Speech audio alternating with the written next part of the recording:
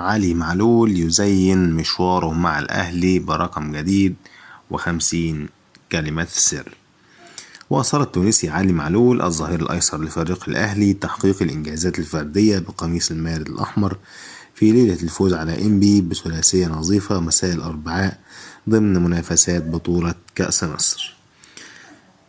معلول يسجل هدفه رقم 50 مع الأهلي.